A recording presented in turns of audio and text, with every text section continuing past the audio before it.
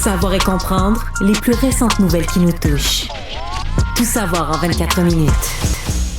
Alexandre, une autre école primaire de la commission scolaire là, de Montréal, du centre de services scolaires de Montréal, où il y a une histoire de programme pas complètement enseigné pour des raisons culturelles et ou religieuses, on sait pas trop, mais ça soulève des questions.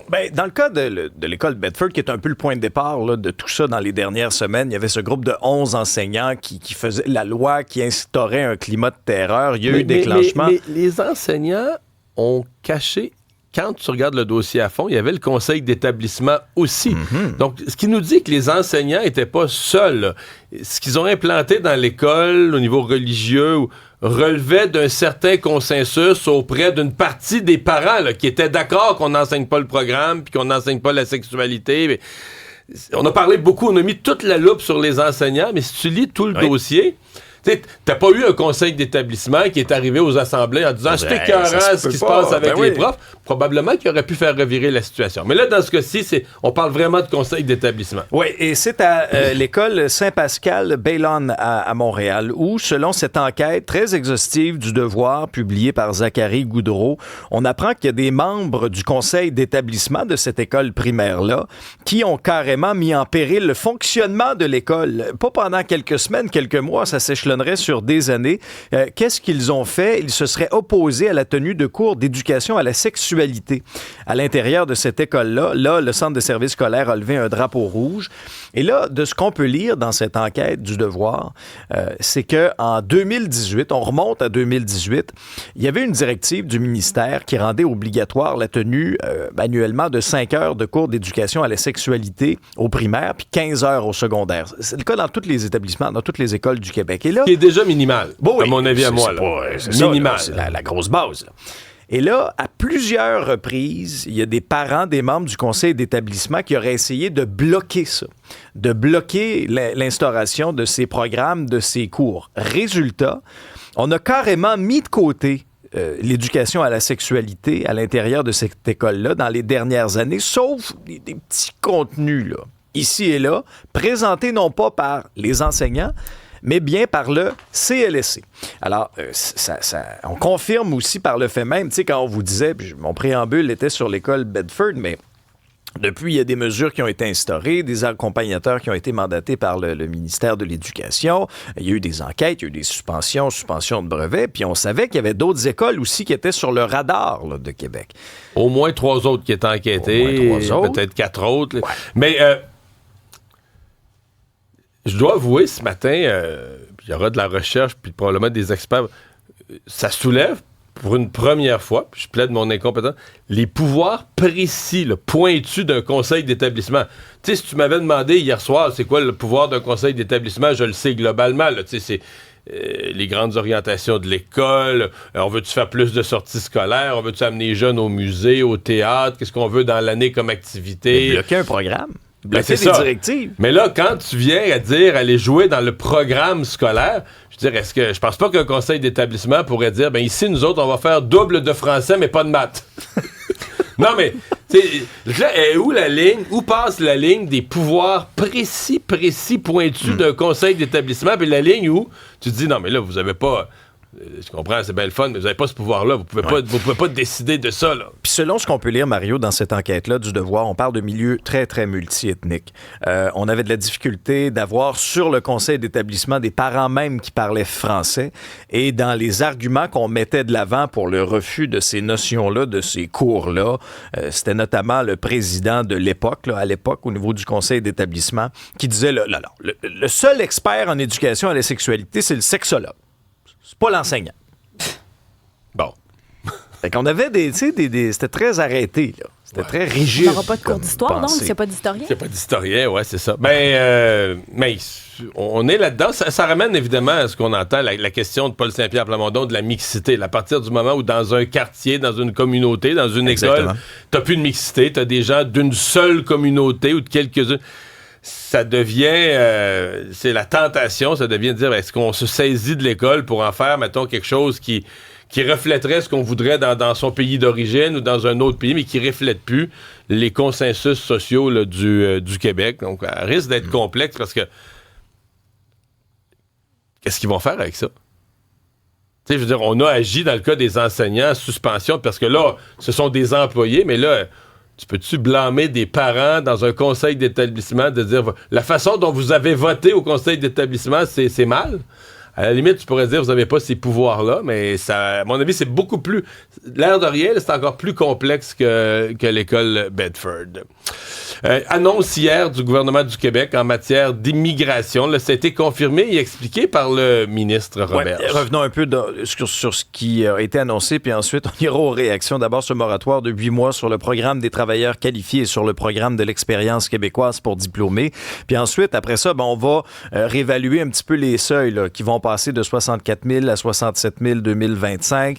Il y en aura à peu près donc 10 000 de plus par année. Et ça a ramené dans l'actualité une déclaration de François Legault qui disait, écoutez, là, si on va au-delà d'un tel seuil, ça va être suicidaire. Or, on va y aller au-delà de ce seuil-là.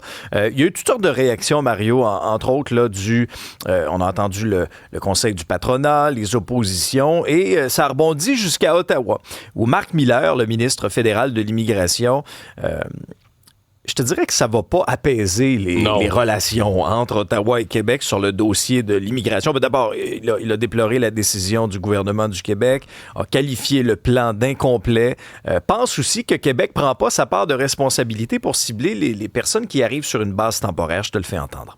Ça n'aide en rien la potentielle réduction des résidents temporaires parce que les gens qui sont là en train de sécher, ils vont devoir rester des résidents temporaires entre-temps.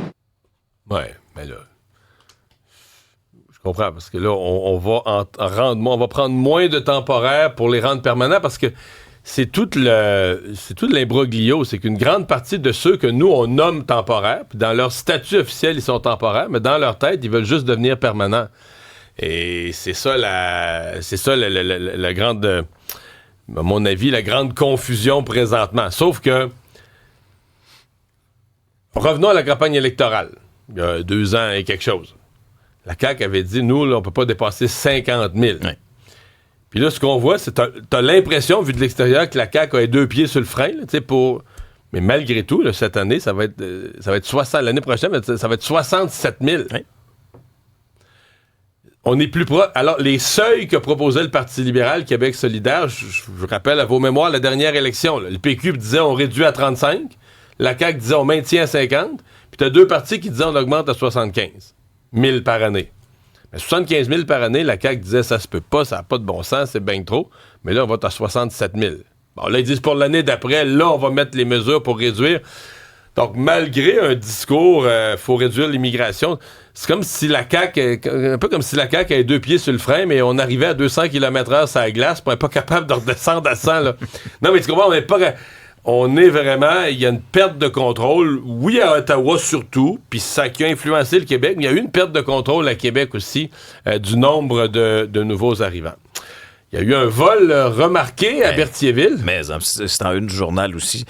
Ceux qui ont visité, par exemple, Berthierville, ont déjà remarqué cette immense statue de bronze de Gilles Villeneuve, grandeur nature, là. Il y a la fierté de Berthierville. C'est la fierté de Berthierville. C'est tout juste là, devant le musée en l'honneur de Gilles Villeneuve. Imagine-toi donc qu'il y a des gens qui ont volé la statue, Marie. Elle est grosse. Elle est très grandeur nature. 1,68 m. Ils ont scié les chevilles de Gilles Villeneuve. Mais Mario, comment tu fais pour être subtil puis scier une statue? Écoute, c'est arrivé dans la nuit de mercredi à jeudi. Et là, ils ont vraiment, puis les photos sont incroyables, ils ont scié les chevilles de la statue. Après ça, les voleurs se seraient enfuis avec tout le haut de la statue. Et là, énormément de réactions, notamment le sculpteur qui est à l'origine de ça, Jules Lassalle, qui est attristé pour la communauté. Et là, il y a toute la question du coût aussi. À l'époque, cette statue-là avait coûté à peu près 25 000 $ selon le directeur général. Aujourd'hui, en argent d'aujourd'hui, c'est à peu près 64 000. Mais au-delà de ça, ça a une valeur historique, une valeur patrimoniale. Puis là, qu'est-ce que vous allez faire avec ça? Ceux qui ont volé le bronze de M. Gilles Villeneuve, ils vont le faire fondre pour en échange d'une coupe de pièces? Mais pour vrai, probablement que c'est ça. Pour la valeur du métal. Mais pour la valeur du métal, là, ça va valoir quelques pièces. La valeur, à mon avis, c'est marginal pour du bronze. Mais au-delà de ça, tu te dis... C'est un peu comme la muraille de Beau-Dommage qui a été vandalisée. Non, mais ça prend-tu des gens sans scrupules? À partir de quoi, dans ton caucus de gang, tu te dis « Ouais, t'as une bonne idée, on y va ». Quand est-ce que l'intuition arrive? Mais en même temps, il faut avoir un front de troupeau de bœufs, là. Je sais pas combien de temps, j'ai de la misère à estimer, mais ça prend. Tu coupes ça avec quoi? Avec une scie à faire ou un buffer? Mais Que personne te prenne, là. Ben oui, parce que à mon avis, ça prend plusieurs minutes. Là. Couper les 2 chevilles d'un morceau de métal comme ça se fait pas en 10 secondes. Là. C'est pas comme tu le pognes, tu pars avec. Ça veut dire que tu t'installes là avec de la machinerie, puis t'as pas peur de te faire prendre, puis le bruit, couper du métal, là, peu importe la méthode que tu utilises, ça fait un bruit d'enfer. Ben oui. Puis après, tu le Même en transportes pleine pour que nuit. ce soit subtil. Enfin, mais là, donc, là, je lisais qu'on fait appel au public, on demande au public leur collaboration, si on peut aider à retrouver la statue de Gilles Villeneuve ou si on a de l'information. Auprès de la Sûreté du Québec, auprès de la Centrale de l'information criminelle, 1-800-659-4264. Si vous avez vu des gens transporter la statue de bronze de Gilles Villeneuve, non, mais honnêtement... C'est parce qu'il n'y en existe pas 10, là. Il y en a une. Là, avec, C'est une nouvelle qui nous siege. Oui, c'est comme... Isabelle. Isabelle est en grande forme.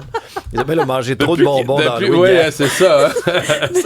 Dormir moins de 4 heures, là, ça me fait c'est pas. pas bon. Ça, non. Parlant de vol, il y a le journal ce matin qui nous présente un portrait là, du vol de véhicules. Quoique, bon, on nous dit que c'est en train de rentrer un peu sous contrôle, mais il y a quand même encore beaucoup de véhicules qui sont volés. C'est une histoire de notre bureau d'enquête. On parle vraiment l'épicentre du vol d'auto au Québec. Avez-vous des commissions à faire au centre commercial Fairview dans l'ouest de Montréal aujourd'hui? No. Hey, si vous y allez, en tout cas, barrez vos portes, mettez quelque chose dans le volant. Mettez des sabots sous vos pneus. 185 véhicules volés en un an. Ça, c'est le top au Québec. Oui, c'est le top au Québec. C'est un tous les 2 jours. Et le centre commercial de Fairview dépasse même le stationnement de l'aéroport Montréal-Trudeau. Pourtant, on parle beaucoup de l'aéroport, à quel point souvent c'est un endroit très prisé par les voleurs. Mais c'est plus facile de sortir d'un centre commercial parce de qu'à l'aéroport. l'aéroport, t'as la barrière. Là. Si t'as pas le billet pour sortir, Exact. faut que tu truques. Je sais qu'ils ont des trucs, là, mais alors qu'un stationnement de centre d'achat, qu'est-ce que tu veux, tu t'embarques sur la route, tu voles l'auto, puis tu passes sur la route, puis c'est fini. Là. Cette hypothèse-là, elle est très pertinente aussi. Qu'est-ce qui peut expliquer ça? On a quelques pistes selon le bureau d'enquête. Grande diversité de véhicules disponibles dans les centres commerciaux. Des modèles aussi plus haut de gamme de la clientèle, peut-être un peu plus huppée de l'ouest de l'île de Montréal. T'es proche de plusieurs autoroutes. T'es proche de la 40. La 20 d'un bord. La 20 d'un bord, la 40 de l'autre bord. Tu peux partir vers l'est ou vers l'ouest, vers l'Ontario. Ouais. Et ça a des conséquences. Moi, récemment, là, mes parents ont renouvelé leur assurance de voiture. OK? Ils ont repris le même camion. Même camion, identique, même équipement. Un an plus récent. Mais leur augmentation mensuelle, c'est comme... Ils ont un dossier immaculé. Là. Pas de réclamation, pas d'accident, pas rien. Un dossier immaculé. Puis on parle là, de mémoire. Là, c'était un bon facilement 50$ de plus par mois. Donc, 600$ de plus par année. Ben, tu sais, ça coûte une fortune. Puis je suis convaincu que vous non, autres mais aussi... on donne de l'argent à travers nos assurances à des bandits. Là. On paye pour les autos volées. Ben, parce que les assureurs là, qui indemnisent les gens... Là, pensez-vous vraiment qu'à un moment donné, ils vont juste... Ah, ben, c'est... On va le prendre sur nos profits. On va le prendre sur nous autres. On va le prendre sur nos C'est bien rare profits. que ça arrive, hein? Puis je suis convaincu, si vous nous écoutez, vous l'avez peut-être vécu vous-même avec vos assurances ou quelqu'un de votre entourage a renouvelé, puis il a vraiment fait le saut, là. C'est encore le consommateur qui paye. Ben oui, parce qu'on C'est sévit toujours pas le les consommateur criminels. qui paye. Ben là, on a commencé à serrer la vis aux criminels. D'ailleurs, on dit qu'on est un peu plus sévère. Bravo aux juges qui ont décidé de mettre le pied à terre.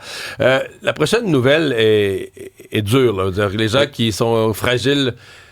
Parce que là, on a exigé de nos fonctionnaires de rentrer au bureau 3 jours semaine. Oui. Décision du Conseil du Trésor à Ottawa. Oui, depuis septembre. Ça avait très mal passé, Mario. Très mal passé. Là, tu as des fonctionnaires qui étaient en télétravail là, qui sont allés manifester en présentiel là, dans les dernières semaines pour dénoncer ça. On ne sait pas, peut-être qu'il y en a qui manifestaient en télémanif. On les a juste pas vus. C'est ça qui arrive. On le sait pas. Manifester sur Teams.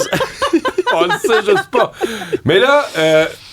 écoute, on savait que ça allait être dur, mais là, c'est plus dur qu'on pensait. Beaucoup de maladies. Tu dis. Et ça, c'est des chiffres du National Post ce matin. On a comparé le mois de septembre, donc en 2024, comparativement aux années précédentes. OK? Et là...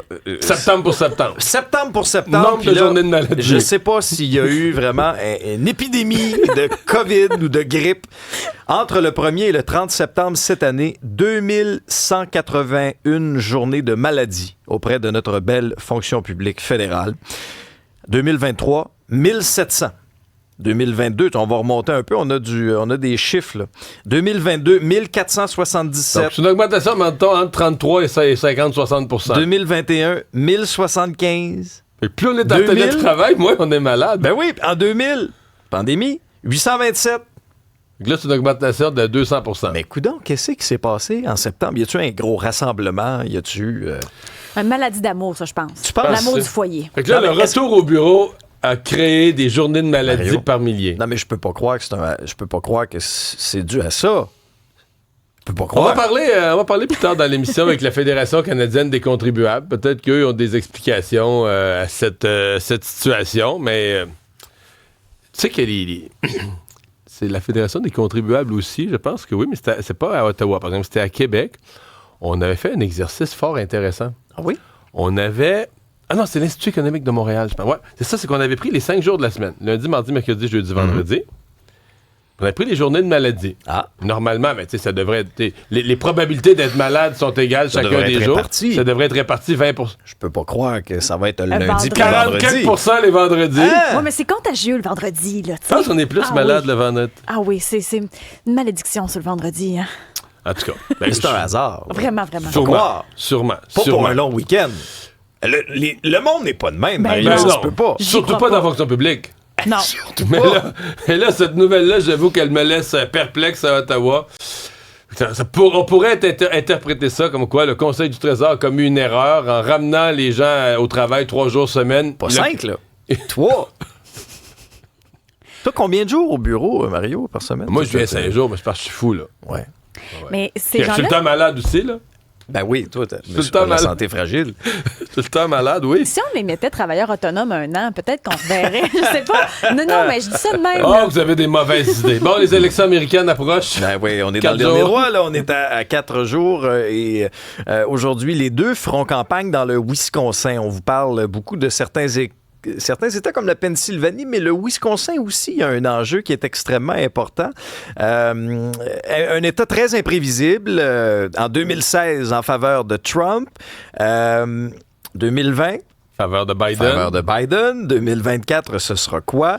Il est vraiment nez à nez. Léger avantage à Harris dans celui-là, selon le 538, le 538. Mais moi, j'ai fait le tour hier. Je vais faire une présentation à LCN. Ouais. C'est avantage Trump, présentement. On peut pas ne pas le voir. Dans le Wisconsin. Mais je mets une nuance. À la une du Globe and Mail ce matin, une énorme analyse. Là, ça vaut ce que ça vaut. Tout le monde se risque à suranalyser.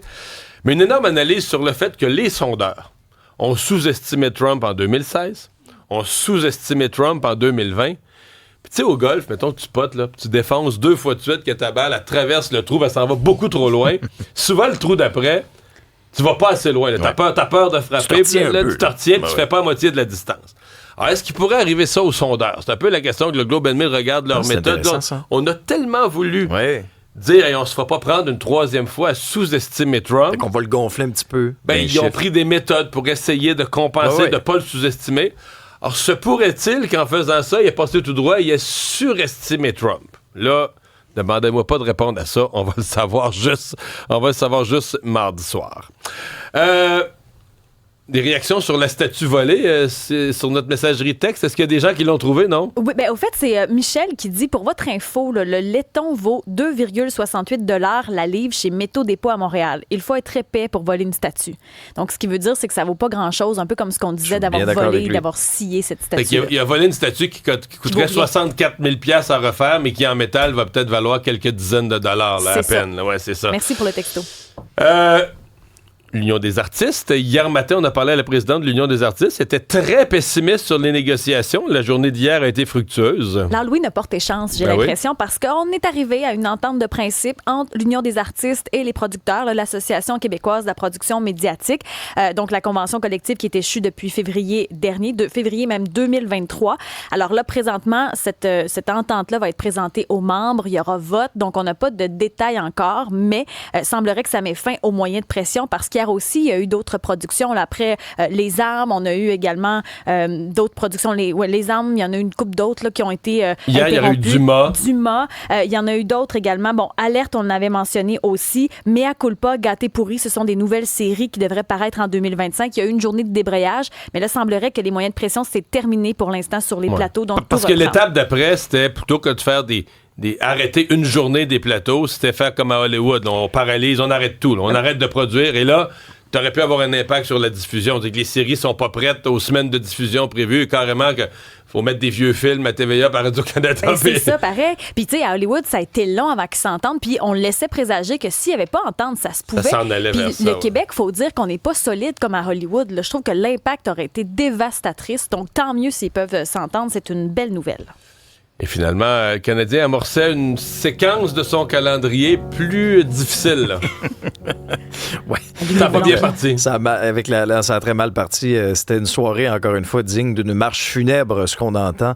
Une défaite de 6-3 du Canadien contre les Capitals de Washington. Un match de hockey, c'est 3 périodes. Hein. On le rappelle, mais parce que des fois, il y a des joueurs qui tendent à l'oublier. C'était 3-3 après 40 minutes de jeu. Début de Cole Caulfield, son 10e, si bien que Caulfield est au sommet là, avec l'autre joueur de la Ligue nationale de hockey. Gallagher et Suzuki aussi ont trouvé le fond du filet. Mais malheureusement, en 3e période, il y a eu 2 buts rapides en 36 secondes à peu près des Capitals de Washington. Ça a vraiment cassé les 2 jambes du Canadien qui ont été dominés. Une série d'erreurs, de mauvaises couvertures défensives. On s'est fait dominer aussi sur le chapitre des tirs au but, le 34-16 seulement. Tu sais, si tu tires au but seulement 16 fois mais sur tu le parles filet de mauvaise l'adversaire. couverture défensive. Il y a Ovechkin qui a marqué un but là, dans sa course pour rattraper Gretzky.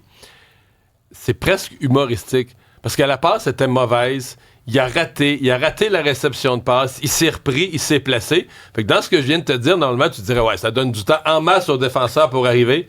Après avoir fait tout ça, là, il a eu toute la chance de se placer, de viser, puis de lancer. Tu te dis, OK, mais y a-tu des joueurs, les chandails de l'autre couleur, y en a-tu quelque part autour? Aucune. C'est une absence totale de couverture. Tu dis, où étaient les défenseurs? Le positionnement est catastrophique, là. Et c'est peut-être ça qui a donné un petit haut de cœur à Martin Saint-Louis. Hein? Oui. C'est peut-être ça. Il était de mauvaise humeur après le match. Je pense qu'il y a de très la content. misère avec la digestion. Ouais. On va lui donner des toms. Ouais, Des qui a dit, gâteaux. on s'est vomi dessus en 3e période. C'était les mots de Martin Saint-Louis. Résumer l'actualité en moins de 24 minutes. C'est mission accomplie.